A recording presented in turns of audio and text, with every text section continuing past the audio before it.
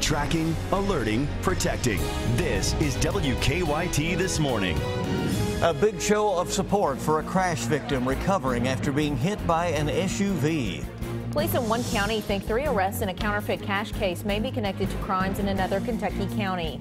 And lightning strikes for one lucky ticket holder, with a man winning more than $200 million. Those stories and more breaking news as it happens. It's coming up on WKYT This Morning.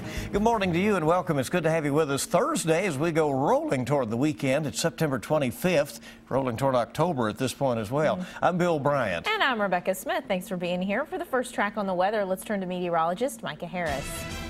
Looking outside and seeing a crystal clear start once again. So things look pretty good again. I mean, it's just that broken record forecast we're going to continue to talk about until we hit the late weekend. I think that's when we start to see some changes slide on in. Live sky camera, there is your look. Current temperature is kind of a cool section right over the western zones. Frankfort at 49, Danville 50, Lawrenceburg right there at 48, 49 degrees. Work your way into Bardstown, still holding on to the upper 40s and lower 50s. And then you go south and southeast, 60 degrees now in Jackson. So it kind of depends on where you are. Today's forecast, by the afternoon, we're going to the mid to upper 70s now. So you see, we're getting warmer and warmer each and every day off toward the weekend. We'll be right there in the lower 80s, and that will bring in some rain. And I'll show you when that falls coming up.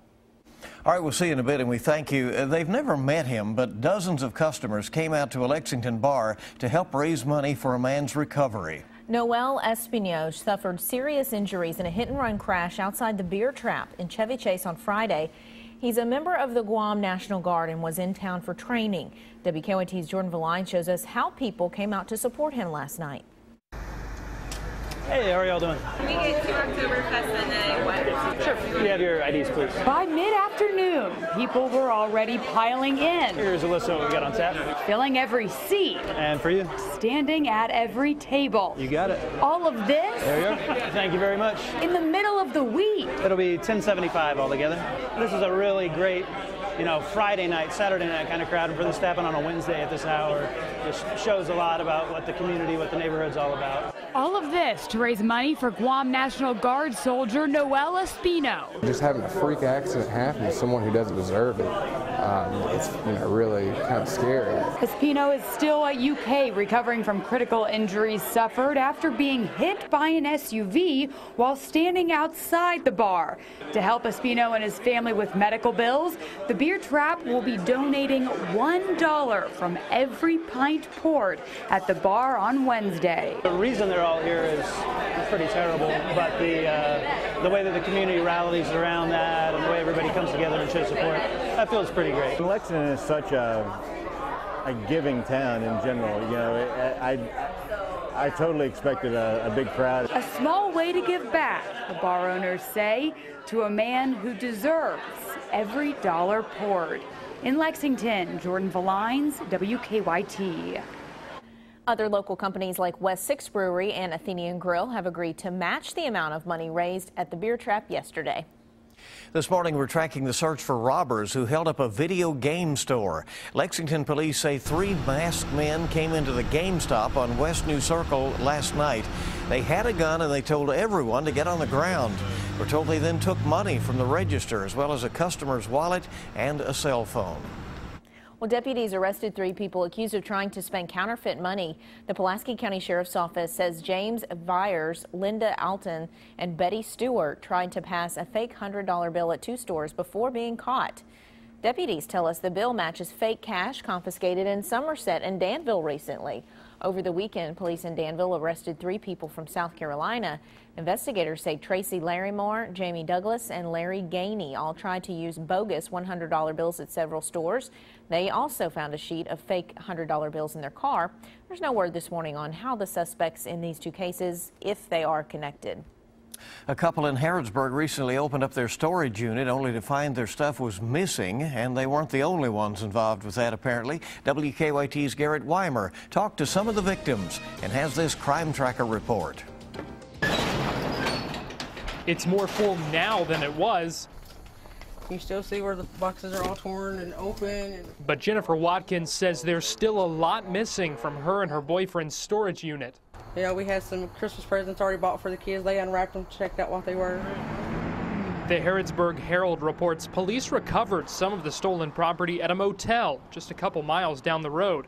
Aaron Bruner is now at the Boyle County Jail facing a charge of receiving stolen property. Nichols tells me that when they got here with police to identify some of the stuff that police had found here at the Bluegrass Inn, Nichols tells me they realized that some things, their cups, even an electric toothbrush, had been used. We work hard for what we get, you know, go out and get a job and, you know, buy stuff that you want on your own. Don't sit up here and break in nobody else's stuff and take their own stuff that they work for. Now they hope for more arrests because they're still missing things they can't replace. That's all I had left of my mom. So, you know, when you find out somebody takes it, it makes it hurt worse. I mean, the fact that he stole from my kids, he stole from, us. It just hurts. In Mercer County, Garrett Weimer, WKYT.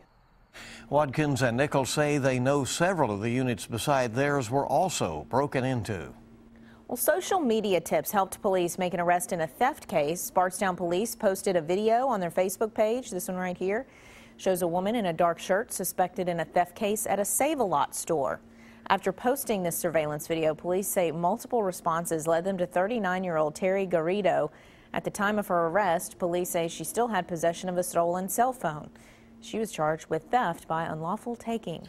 A federal grand jury has indicted a Richmond man on charges he threatened U.S. Congressman Andy Barr. The FBI says Russell Little repeatedly phoned the threats into Barr's office during a 5-month period. The final call came on August 4th. State police arrested Little a day after that, on that day, after he led them on a chase from Laurel County to Rockcastle County. More than 1,000 people packed a church to say goodbye to a firefighter. The funeral for Captain Tony Grider was held yesterday at Columbia Christian Church in Adair County. Grider died Saturday, 1 month after suffering injuries in an ice bucket challenge. Following Grider's funeral, a long processional escorted his body from the church to Mount Pleasant Cemetery in Russell County for burial. Bagpipes played as fellow firefighters moved his casket to the gravesite. In lieu of flowers, Grider's family is asking for donations to supporting heroes, the American Diabetes Association, and the National Society for PKU. E-cigarettes could be added to Lexington's smoking ban soon. Vice Mayor Linda Gordon has sent an email to the Urban County Council asking them to discuss expanding the ban. Gordon says she hopes the council's general committee will discuss the ordinance on October 1st, but they have not yet set a firm date. A lucky ticket holder is waking up $225 million richer this morning. That's right. A ticket sold in San Mateo, California, matched all 6 numbers for last night's Powerball drawing. This is a look at that store where that lucky ticket was sold. The owners will get $1 million. And there's some good news, though, for folks here. A $1 million winning ticket was sold in Kentucky. Lottery officials have not yet said where that ticket was sold, so here are the numbers if you want to check them out. They are 7, 14, 21, 24, 41, and the Powerball is 26. Do I hear any cheers out there this morning? We'll see who comes forward. Our time is 4:39 here in a couple of seconds, and WKYT This Morning just getting started. Well, you don't need a fancy gym to get in a good workout. Mom's Everyday shows us some moves you can do anywhere. Up ahead. That's what Bill Bryan does every single morning here on the set. You gotta love it. It's there in the 40s, 50s, and even 60s outside. Kind of depends on where you are is how it feels. Heading in toward the afternoon, we get warmer and warmer. Could we be seeing 80s? I'll show you that forecast coming up. Now, your hour-by-hour forecast with meteorologist Micah Harris and First Alert Defender. It's a calm start to the morning. We're looking out and about and seeing mostly clear skies. So once you get mostly clear skies, it gets a little cool overnight. And that's exactly what we're seeing outside. Nothing going on. Fog, not a threat outside at the moment. And I don't expect it to be a threat as we head throughout the morning hours. Check this out. 49 Frankfort, 59 Lexington, 60 degrees there in Jackson. So it kind of depends on where you are, kind of the feel. And you would say, well, the farther north, obviously, but then check out Covington at 57. So there are some patches of some upper 40s, but most of us sitting in the 50s at the moment. And I believe when it's all said and done, most of us will be there in the lower 50s. So heading out and about, if you're going toward noontime, say you have a nice little lunch with a friend today, it'll be really nice to sit out on the patio, much like what you've seen past couple of days, except just a little bit warmer. 78 by the afternoon, very mild weather. Look, we're above average now, and we're going to stay above average for about 4 to 5 days now. So we got the weather that was really dry, really nice feeling, and now we're going to start seeing some more mild and even some warmer temperatures heading in throughout the next couple of days off toward the weekend. So here's your weather headlines. Continue those nice days, about 3 or 4 days in a row. Still look like we're going to have mostly sunny skies. Temperatures will slightly be on the increase as we head toward the weekend. Even seeing some 80s there in the forecast. That goes for tomorrow and also toward the weekend. Then we're looking at the chance of rain, but it's late in the weekend. We're talking about Sunday evening, night. So most of your weekend looks good. I know we have a lot of events going on. The Burgoo Festival there in Lawrenceburg will be good to go there on Saturday, and so will the ball game too as we head toward the evening hours. Any heading out and tailgating, whatever, look, you're going to have a green light. Things look good. Like I said, it'll be warmer, 81 for Saturday. And then Sunday, the only reason why you're dropping your temperatures is because we're bringing in that rain later on. Going in toward Monday and Tuesday, there's still a little bit more rain, but still, we're not looking at a washout by any means.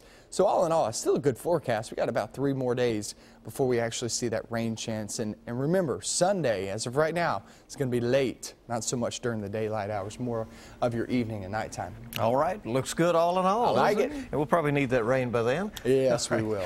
4:44 is our time this morning, looking for a fast and effective full body workout. Yeah, always, definitely. Mom's Everyday correspondent Liz Hayes shows us one in today's Mom's Everyday Minute. Between work, shuffling our kids around, and all that entails running a household, it can be difficult to find the time to get in a good workout. But we know how important regular exercise is. Personal trainer Sarah has a full body workout you can do anywhere. First, we're going to just do that light jog to warm up for 30 seconds to 1 minute.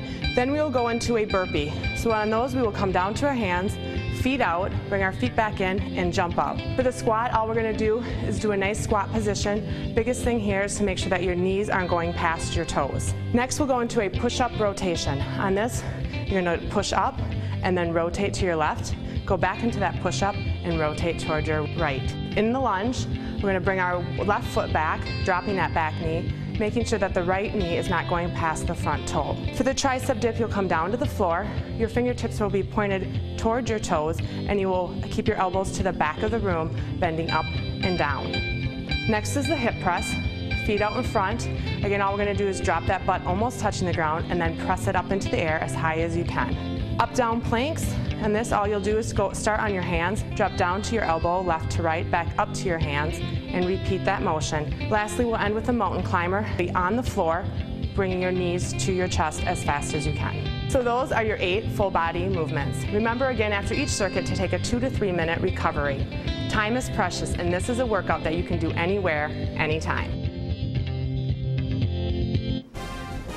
For these tips and more, go to WKYT.com. Click on Moms Every Day. Hey, good morning. Good to have you with us on WKYT this morning. Our time is 4:46, and we have a lot more coming right up. The hunt for a man wanted in the disappearance of a college student comes to an end. Find out where police captured the suspect next.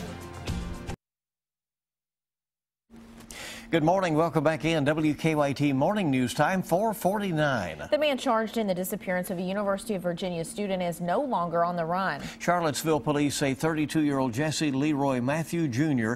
is in custody in Galveston, Texas. Matthew foiled surveillance when he sped away from officers after visiting the Charlottesville police station on September 20th. Hannah Graham has been missing now for 11 days. A reward for information to help find her now stands at $100,000. The U.S. is making strides in broadening its coalition against ISIS militants in Iraq and Syria. The possible progress follows President Barack Obama's speech to the United Nations, in which he called for world leaders to stand with the U.S. Susan McGinnis has more from Washington. Amid a sustained campaign targeting ISIS with airstrikes in Syria, President Obama asked the United Nations General Assembly to stand with the U.S. in its efforts to dismantle the terror group. Collectively, we must take concrete steps to address the danger posed by religiously motivated fanatics and the trends that fuel their recruitment. Some experts say the speech helped rally the world against a common enemy. This was a war speech, and it was also a unifying speech. 5 Arab allies have joined the U.S. in strikes, the latest round targeting the group's mobile oil refineries. And now Great Britain may be joining the ongoing mission in Iraq. I am therefore recalling the British Parliament on Friday to secure approval for the United Kingdom to take part in international airstrikes against ISIL in Iraq. President Obama asked the UN Security Council to follow through on a U.S. resolution to crack down on the recruitment and travel of foreign fighters supporting Islamist extremists. Promises on paper cannot keep us safe. The U.S. remains focused on arming and training moderate Syrian rebels to fight ISIS on the ground. Secretary of State John Kerry also announced an additional $40 million in non-lethal aid to help take on the terror group. Susan McGinnis, CBS News, Washington. Islamist militants in Algeria boasted in a video that they beheaded a French citizen to punish France for joining airstrikes against Islamic State in Iraq. Civil rights investigators with the Department of Justice met with members of the Missouri community where an 18-year-old named Michael Brown was shot and killed by a police officer. At least 300 people who live in and near Ferguson crammed into a community college meeting room last night to tell investigators about their experiences. There was no public comment period, but tables were set for people who share their concerns privately with investigators. A grand jury is deciding if the officer who shot Brown will face criminal charges.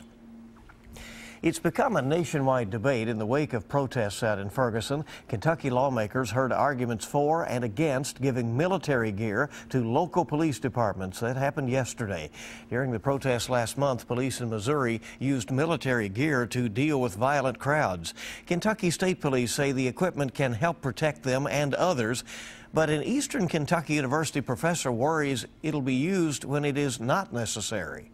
We need to have the proper tools to be able to deal with that situation and to keep the public safe, really. We're talking not about the militarization of policing.